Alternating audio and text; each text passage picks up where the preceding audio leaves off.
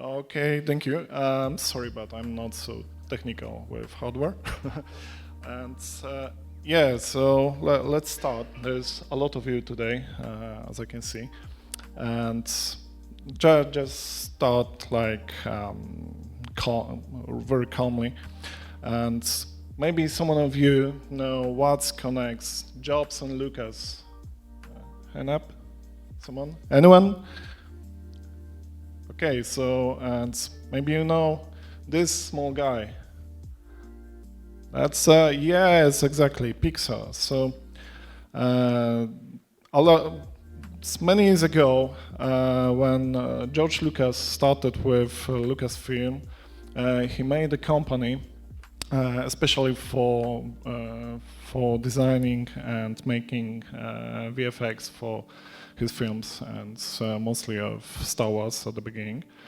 And after some time, he made computer graphics division, where there was a lot of guys just designing software for VFX.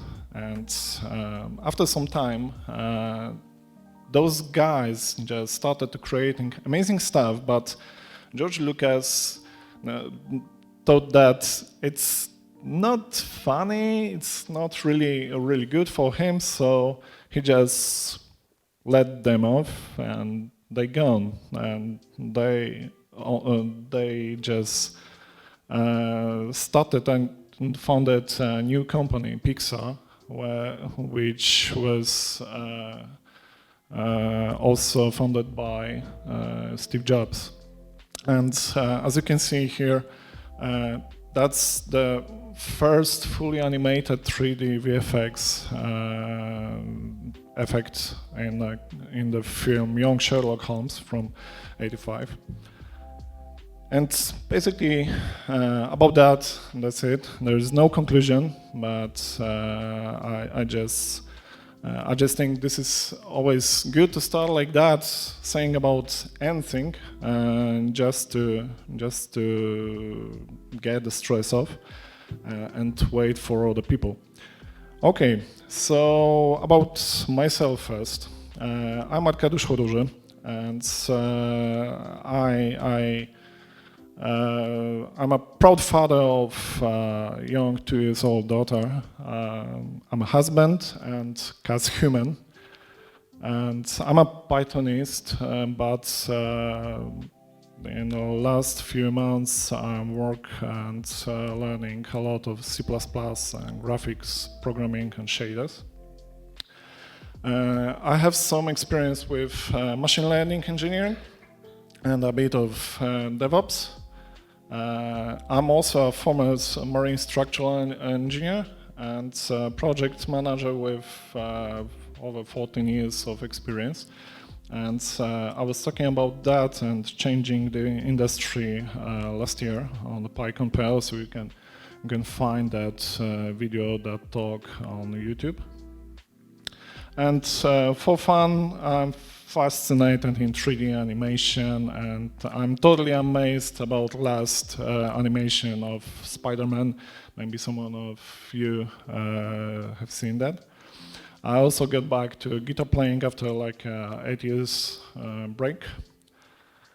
And for now, what I'm doing is like Python developer and technical lead in research and development at Chronospace and its sister company Odin in Sopot.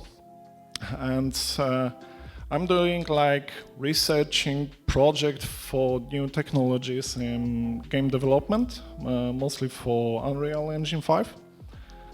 And a bit about Chronospace and Odin. So in Chronospace, we make games, we develop games, and I think the biggest proud of us is Cypher's game, which achieved 1 or 2 weeks ago achieved the first place as historic event of the year in education. This is a game. You can download it from Steam for free, and it's about Polish history, quite interesting educational game. I encourage you to download that. It's just a few hours, really short game, but it's really amazing. Other thing is, for example, that we develop which multimedial presentation, like a VR, AR, etc. And for example, this Gdańsk Fallen, which is about Gdańsk downtown during destructed Gdańsk downtown during World War II, and it's ready to use for museums. Also about Odin, there is something is going on with the company, but I can't tell about that today, unfortunately. But it should be really interesting in like 2 or 3 years. Okay, today I would like to talk about scripting software, but maybe let's start with software limitations, yeah, because today we're going to talk about a bit different software than you as developers use on a daily basis, so desktop software. And most of such applications have a lot of limitations, have like developed some functionalities that normal, like non-programming people use by UI, using like buttons and all other stuff. And those softwares have a lot of limitations because of that. Yeah, you don't use code to steer that. No software is perfect, especially for specific needs. Yeah, so if you, let's say on this picture, you can see some structure made from steel plates, and the shape of the structure is really complicated. Usually, even if you have like software for architecture or some engineering stuff, there is no like clear option and simple option to design something like that. Yeah, and this lack of functionality normally is like make your task or impossible or very hard to execute, and also just making your work very time consuming and increase its cost, because you usually need to buy some other software or need to hire some other people than you have in the company. Yeah, so normally we as developers would think, okay, so let's script that, yeah, let's use make automation on that using some, I don't know, bash or something. And yeah, that's good approach, but in desktop software, this is a bit different, yeah, because normally you don't have such option. Like, for example, if you use even Microsoft Excel, there is not clear way to use your bash, your console, to steer that. So we need something different usually, and we have some automation options. And like normally there are two options. And first is macros, and about macros is a bit weird because different softwares talk about macros differently. And for example, in Excel, macros is scripting with Visual Basic. In other softwares, it may be like recording what you are doing on GUI. Yeah, but what recording really? Yes. So for me, macros, as for engineer, a structural engineer, it's like that. I'm just clicking a record using some GUI, and this software is just saving that. Then I can repeat that from one button. And this causes a problem that all the usability of DAS is really restricted to the UI. So you can't really make a lot with that, yeah, and it may be insufficient and tricky for a lot of tasks and special things you need to develop or design. On the other hand, there is code scripting, yeah. So it's more like think we know, like programming, but inside the desktop software. And usually with that, developers of software have give you some API for that, some usability of some language that you can use, programming language that you can use, and also integrated IDEs for such scripting. And here we have a window shown from AutoCAD, which is scripted normally by AutoLisp as a special version of Lisp language. Anyone ever use Lisp? Oh, nice, nice. That's really not for me language, I would say. It's a bit weird if you just need to do things other side, I would say.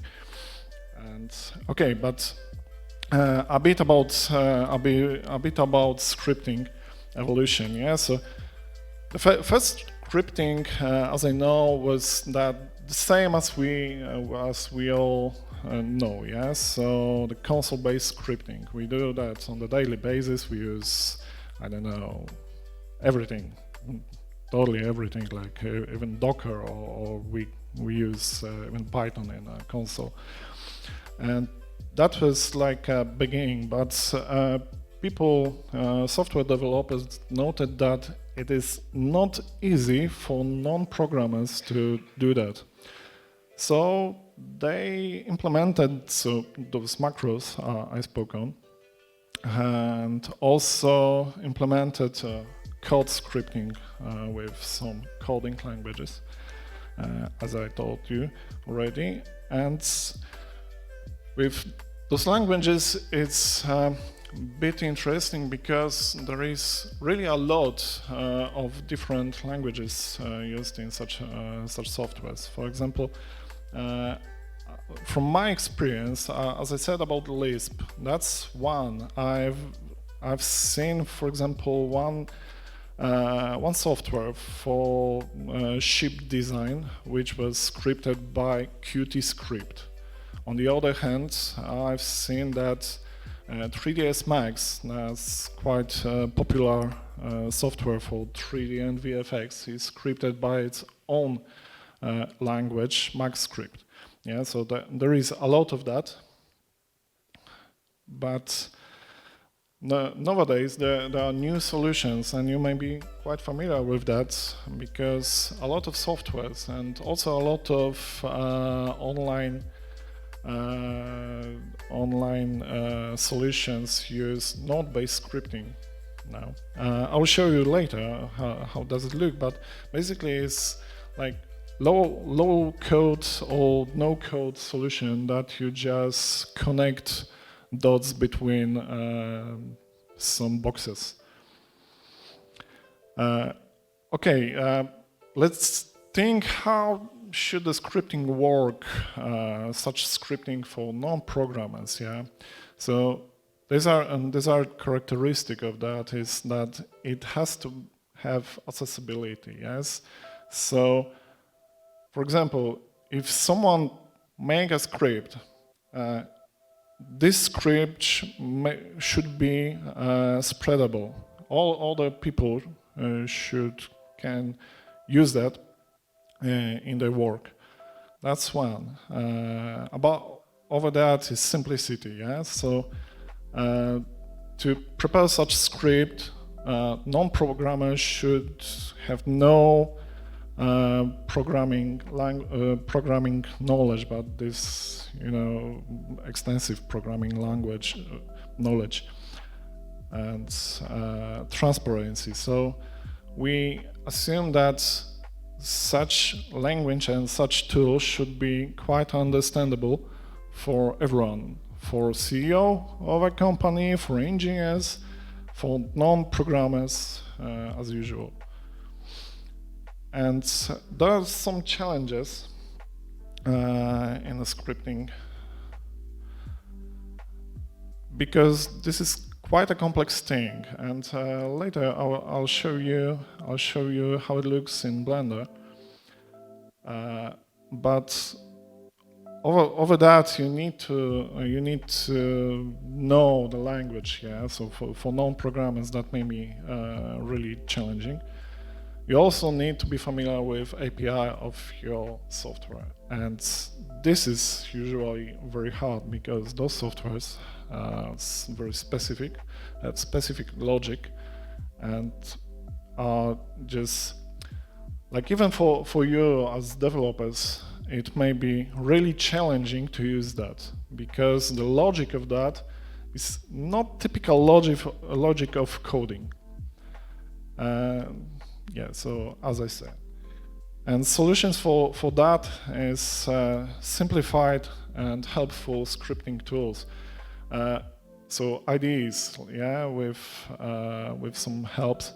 And usually it's not like that with such softwares. Usually IDEs are very pure and there is nothing else over the scripting code.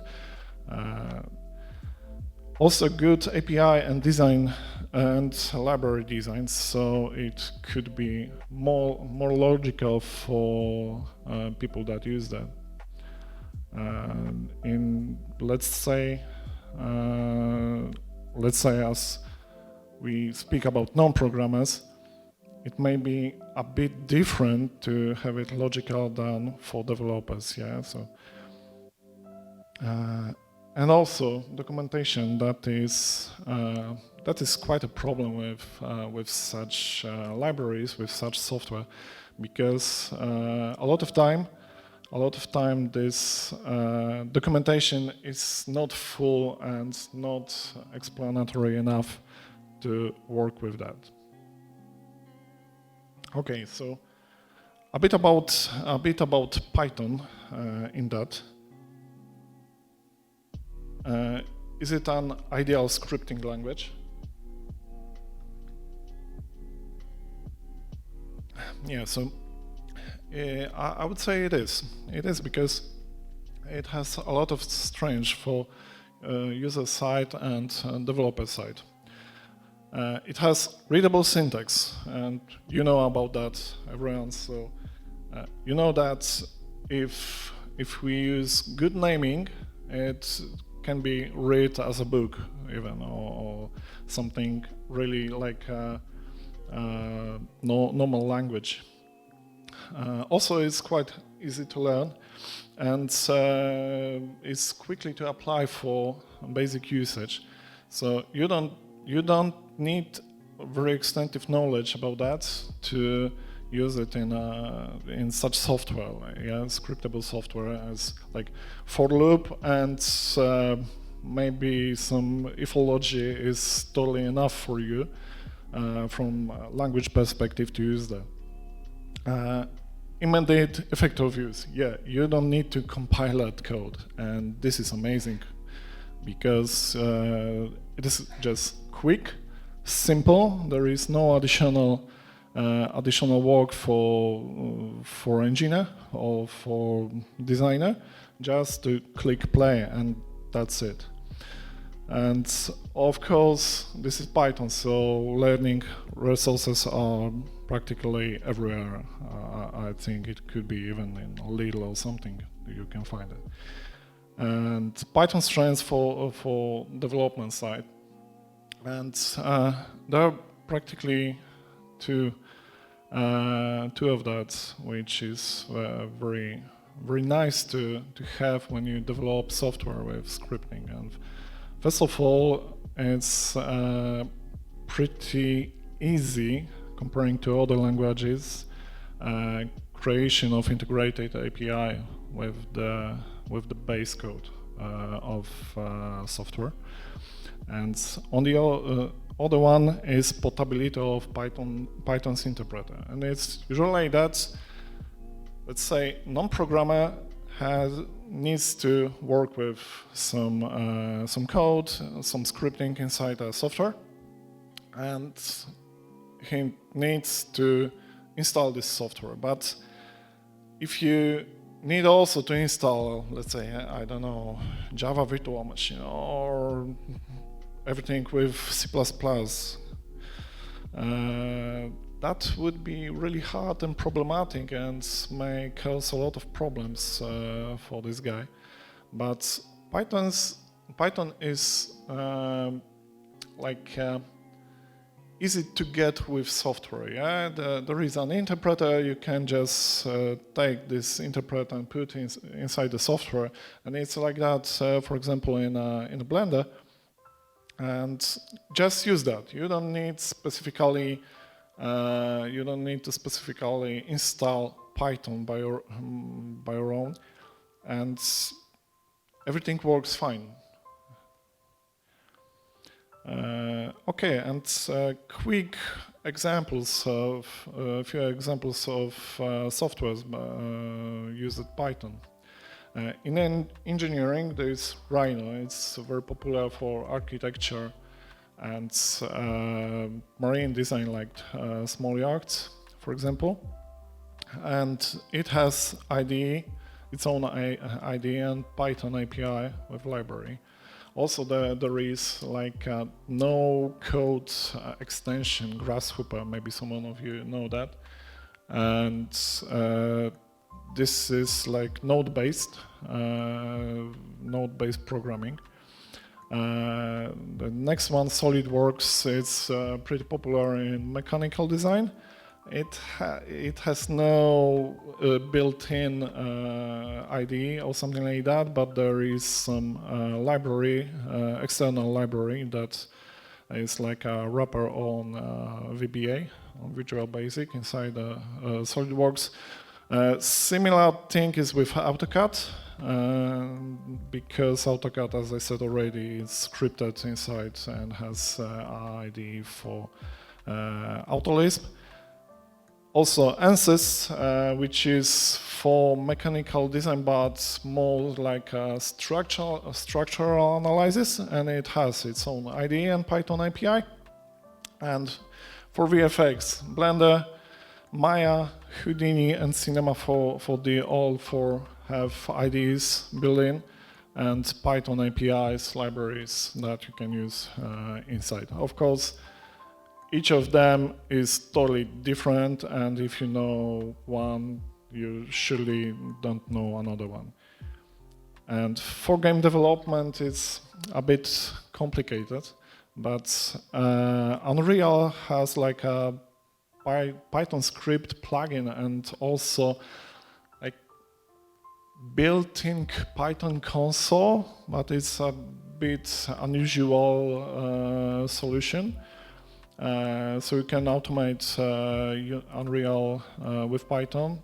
Also Unity, it has own IDE and Python APIs.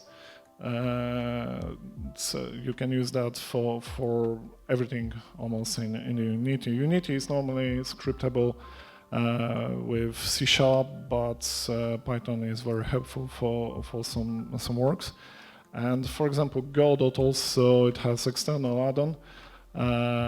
Godot is, maybe you don't know, it's like open source program for creating games.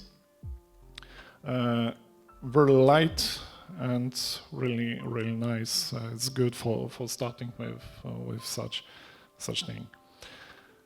Okay, so for now it should be like live coding, but a few days ago I have like a demo presentation, and it occurred that this live coding wasn't so nice and so interesting. So today we're going to just take a look on a Blender window which is scripting layout. So you can see that on the right side there is IDE for scripting, and on the left side in the middle with those blue text, it is a Python console you can use normally. Okay, so I prepared some short script for generation of some nice graphics, and I would like to show you the specificity of using that, because it's really not so usual and not so easy to do that. Okay, first of all,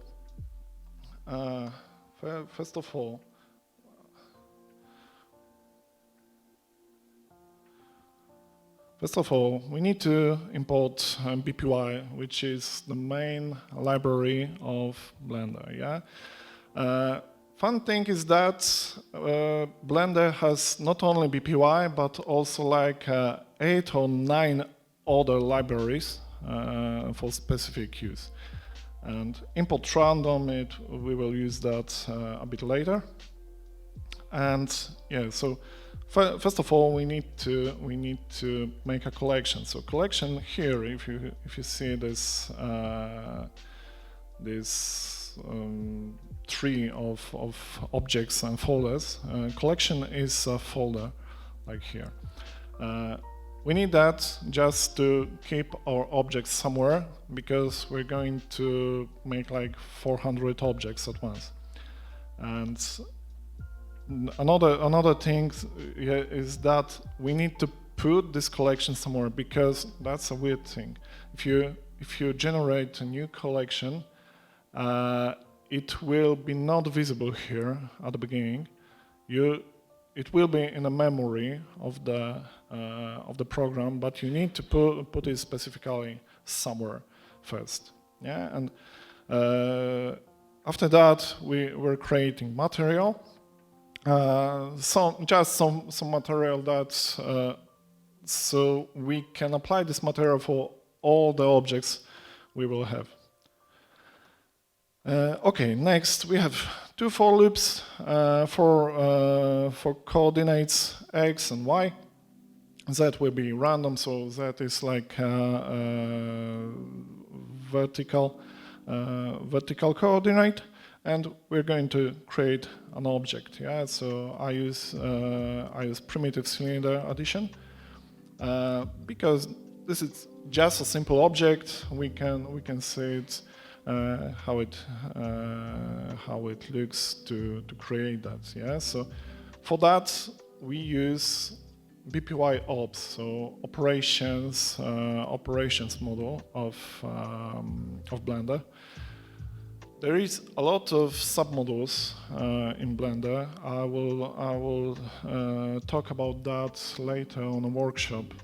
For now, it's I think too specific to describe everything like that. From more interesting things here is that we need to remember that scale should be 1, 1, 1 in each axis, because if we put here zeros, object will disappear, because the scale of it will be just 0, yeah, so disappearing. Okay. As you can see, we have that object here already, yes? And so what we are doing here, we're doing like a new object for one more time, but why? Yeah, so this is very specific in Blender because you are working like in a context.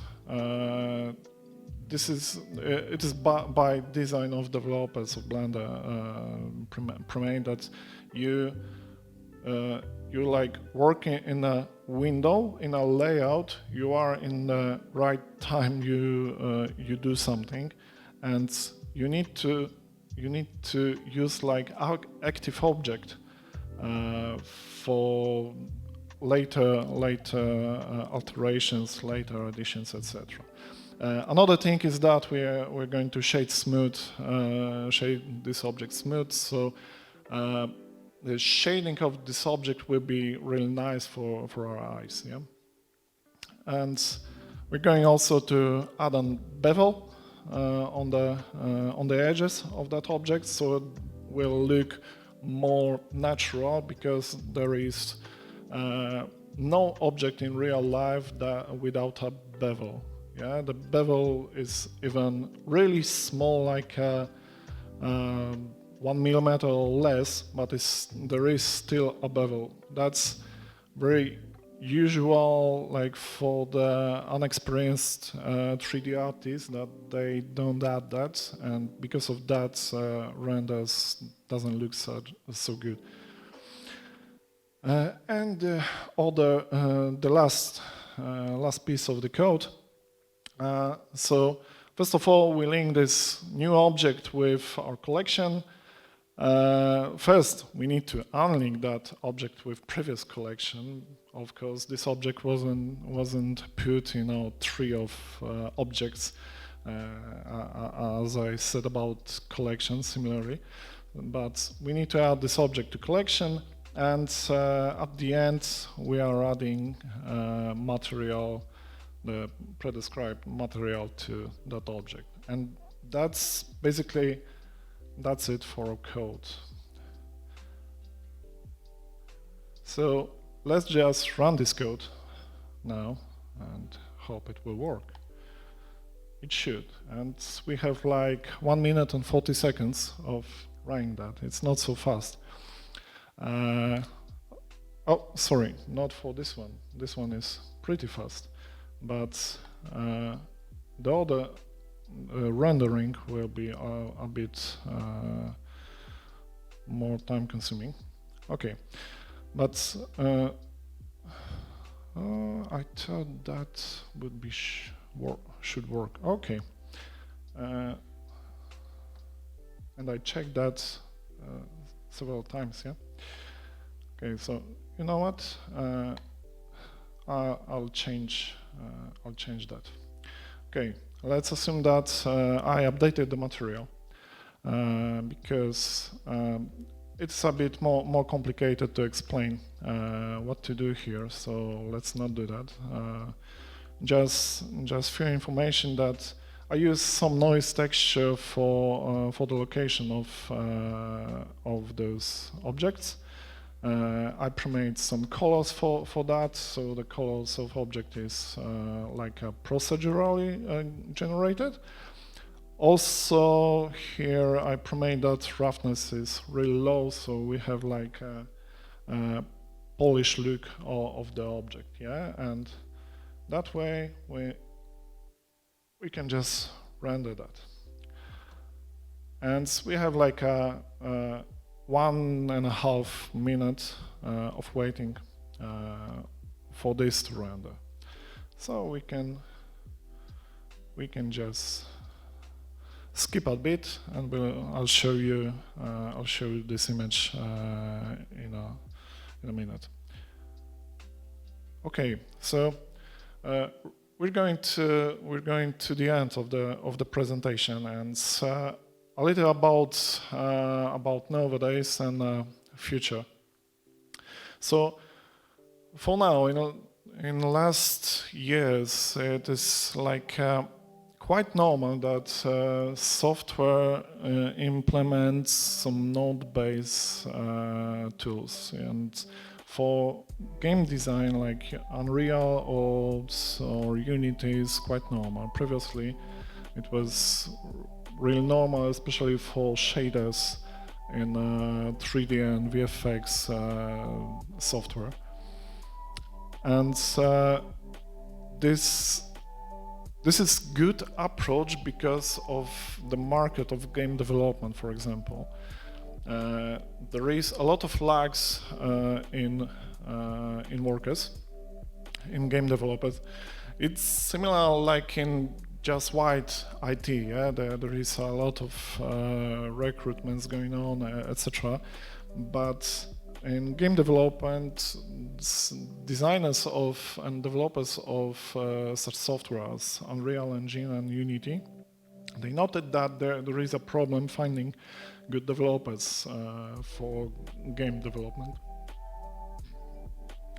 So they are doing everything to make it easier to get in. Yeah, so you have like a lot of node-based stuff you can really almost jump in and use with no specific programming knowledge, and this is really amazing for young people especially.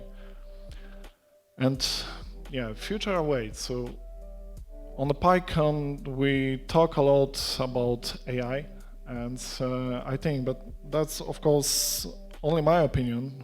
However, looking to the markets and, for example, presentations of new versions of Unreal Engine, we can note that there is a lot of going on about AI, implementing AI to such technologies, and I think it will be even more of that. And you know, for example, even using ChatGPT just to script something is pretty good. However, ChatGPT is not very good with giving you proper code for things like scripting in Unreal. And yeah, that's practically the last slide.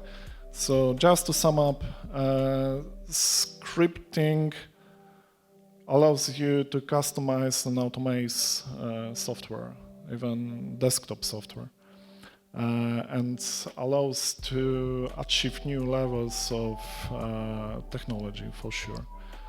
It enables non-programmers to leverage benefits of coding for their specific use, like for very specific architecture, or I don't know, or maybe structural engineering, naval architecture, etc.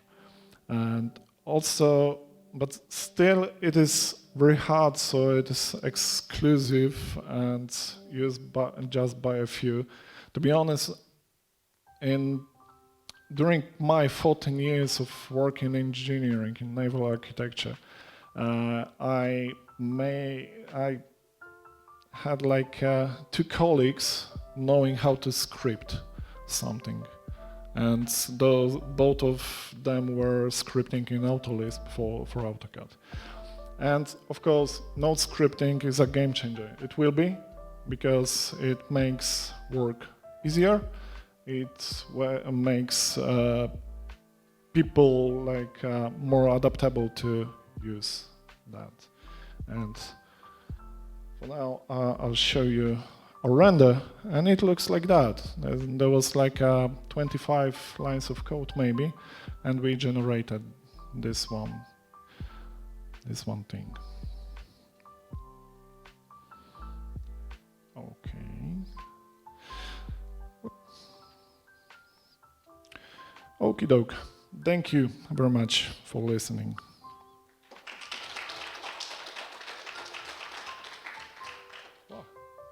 Great, thank you very much for the talk. Now we have some questions. And the first one is, did you try Python with Godot? Is it good? Not really, because Godot has its own scripting language, even not scripting but programming language, GDScript, and it's getting better and better. It's like a bit Pythonish. It's has pretty similar syntax, but it's static, with static typing. So I think it is much better to use GDScript in Godot over Python or like or other languages. Right, thank you. Next question. When Python can be better option than C# for Unity scripting? For sure, for automation of using the engine, not for like in-game logic or something like that. Okay, thank you very much. Next question. Is your studio using Blender for the games you develop? Mostly yes. Yes. So we have like one guy using 3ds Max, I think 2 guys using Maya, and several people using Blender for that. And Blender is very good and is getting better and better in the industry. So there is totally nothing to shame about using Blender even for professional use. Right, thank you. Is Python scripting in Blender a big thing, or is it just a helping tool for rare cases? It depends. Normally, it depends because there is a lot of plugins, for example, on the internet you can buy, or you can just take from some open source repositories, and they allows you to do a lot of stuff, to automate a lot of stuff on the daily basis. Also, for example, I don't know, to have much better workflow of baking textures for your models, or much better workflow, or just workflow, one click building for some environment or something. So it is big thing for in my opinion, but probably not for things like I just show you for generating 3D or something. Moreover, Blender from few versions, last versions, it has additional no-code, node-based scripting, geometry nodes, which is even step forward in making more simple to use in complex cases. Yeah, you can't do everything with geometry nodes, but you can do a lot, much more than just using Blender manually, but a bit less than when using Python. Great, thank you. And next question, can you write games in Python in Godot yet, or you still have a Python-like language only? I think you can, but I haven't used that, so I don't really know how it does that. How does it work? Not sure. Sorry. Okay, thank you. Next question, are you aware of any possibility to use Python for creating Android games? What would you use to achieve it? To be honest, I don't aware of any. Yep, we can also use some libraries for Python, like Pygame, for creating games. I assume there is some way to do that for Android, but for sure, creating on Android is would be much easier using, for example, Unity, which is pre-made. Okay. Which is built very good for making mobile games, and we do that at Cron Space also. So yeah. Great, thank you. Next question. We had many approaches of visual programming in the past. All they turned out to be dead end. Remember Delphi? Do you think that this time it will be different?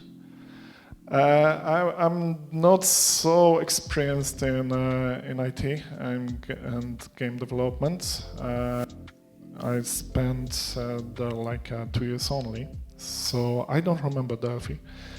I'm just afraid of that word, to be honest.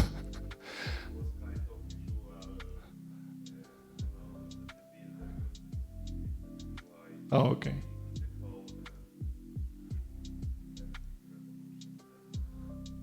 Surely wasn't. All right. I think node-based scripting is a big thing, and it will be developed in recent years a bit forward in every software in this industry for sure.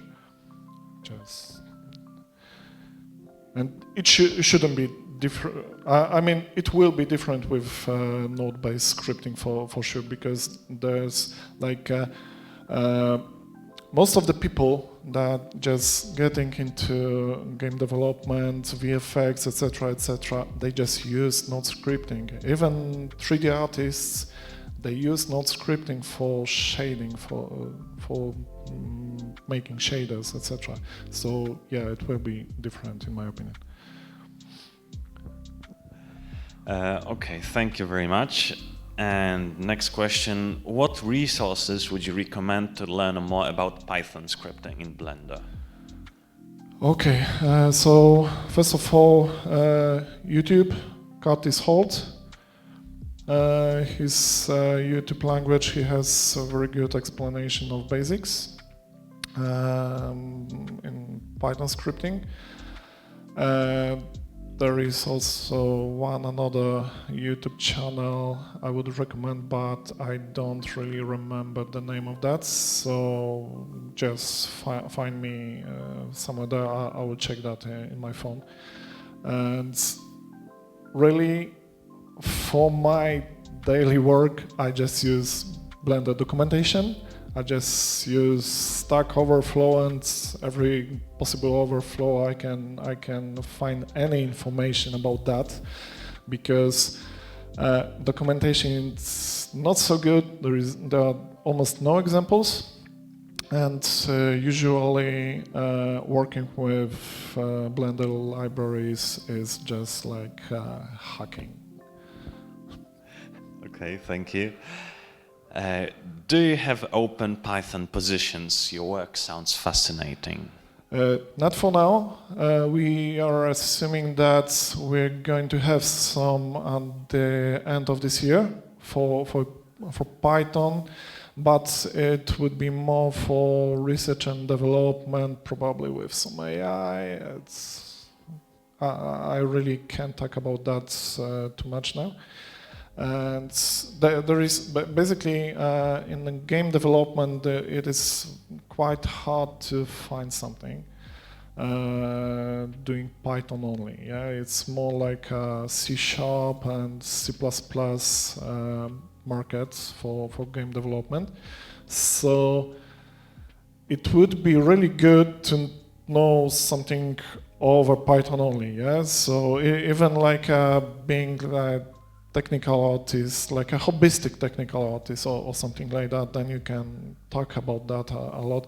And that was the way I got that job, to be honest, because I was fascinated in hobbyistic way working in Blender.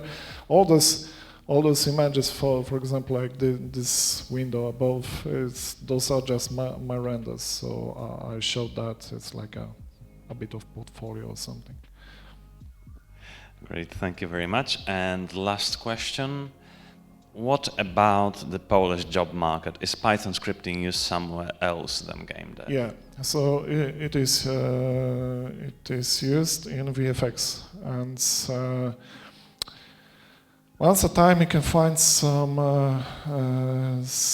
advertisement for a job, for example, in Platic Image. Probably you know this company. That's the company that years ago made a Cathedral animation. Right now they're doing VFX for Witcher on Netflix. Let's not talk about that. And yeah, but still with Python there is not so much. But on the other hand, just for game development, oh God, there is a lot. There is, I would say, of course, that data from somewhere else, let's say.